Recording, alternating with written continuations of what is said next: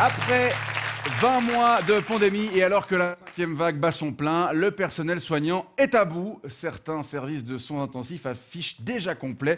La plupart des autres sont proches de la saturation et la situation ne devrait malheureusement pas s'améliorer dans les prochains jours. La période des fêtes s'annonce donc assez compliquée et notamment pour vous.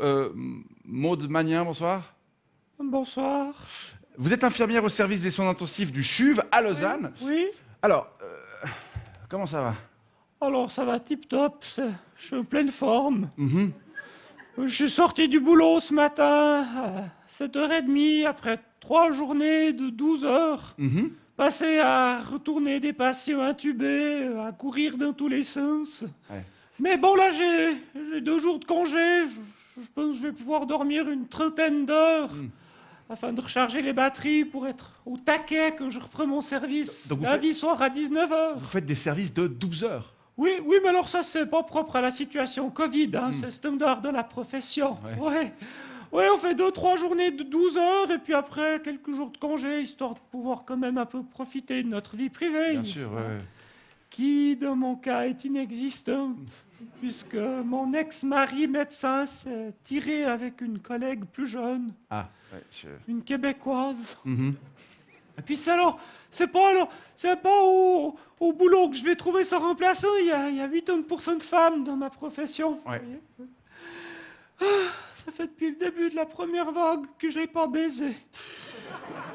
Bah, on a beaucoup parlé de rémunération lors de la récente votation sur les soins infirmiers. Sans vouloir être indiscret, vous touchez combien Alors, moi, je suis à temps partiel, comme la plupart de mes collègues. En l'occurrence, je suis à 80%. Ce qui fait que je gagne dans les 5500 nets par mois. À peu D'accord. près comme vous, j'imagine. Ouais, à peu près, ouais. Après 4 années d'études HES et puis 2 années de spécialisation en cours d'emploi. Mais alors, je ne me plains pas. Je ne me plains pas. Comme je passe l'essentiel de mon temps libre au plumard, j'ai pas des gros besoins financiers. Pour vous reposer, ouais. Mon principal poste de dépense, c'est mes clopes. Ah, vous fumez? Oui, bien sûr, comme énormément d'infirmières. Hein. Vous savez, la pause clope, finalement, c'est un peu notre seule occasion de prendre l'air. Enfin, de respirer. Enfin, de souffler. Ouais, enfin, de décrocher. quoi. Enfin, bref, Ouais. voilà. Sinon, vous parliez de la votation sur les soins infirmiers. Alors là, ça, je dois dire, ça nous a fait chaud au cœur. Ce résultat, ça nous a fait chaud au cœur, un peu comme, vous savez, les applaudissements au début de la première vague. Ouais. Même si, en l'occurrence, on sait bien que ça va prendre des années pour que ce projet soit transformé en loi, et puis qui va sans doute être en partie vidé de sa substance par les vieux cravatés du Parlement. Oui, c'est possible. Oui, finalement, c'est vraiment comme les applaudissements. Ça fait plaisir, mais ça change rien au fait qu'on a les crocs dans la merde, et puis qu'on va les y garder encore un sacré bout de temps. Qui sont vos patients? Alors, la moyenne d'âge, c'est 55 ans.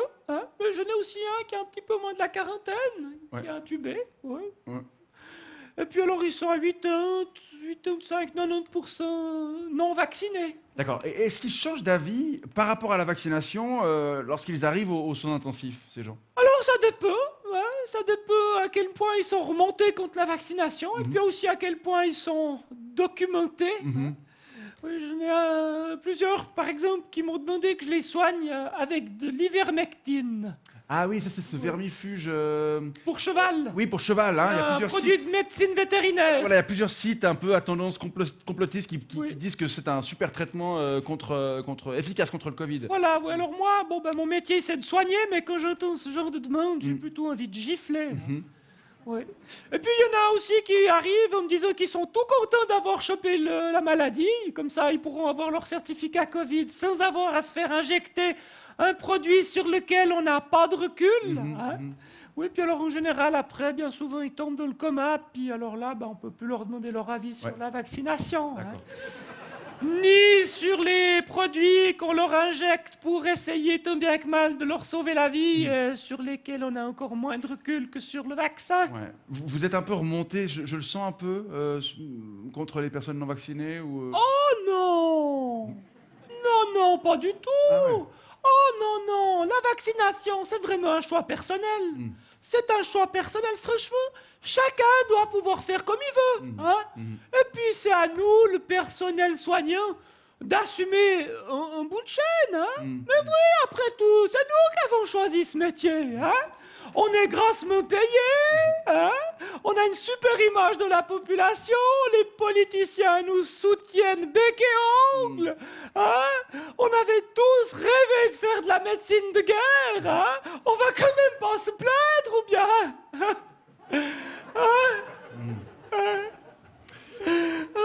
Bon. Non, moi je dis que la liberté individuelle et le libre choix de chacun, c'est ce qu'il y a de plus important. Bon, bah, si vous le dites... Oui, c'est ce que je pense du fond du cœur. Bon, en tout cas, on vous remercie d'être venu témoigner ce soir, Maude Magnin. Je rappelle que vous êtes infirmière aux soins intensifs du CHUV et je vous souhaite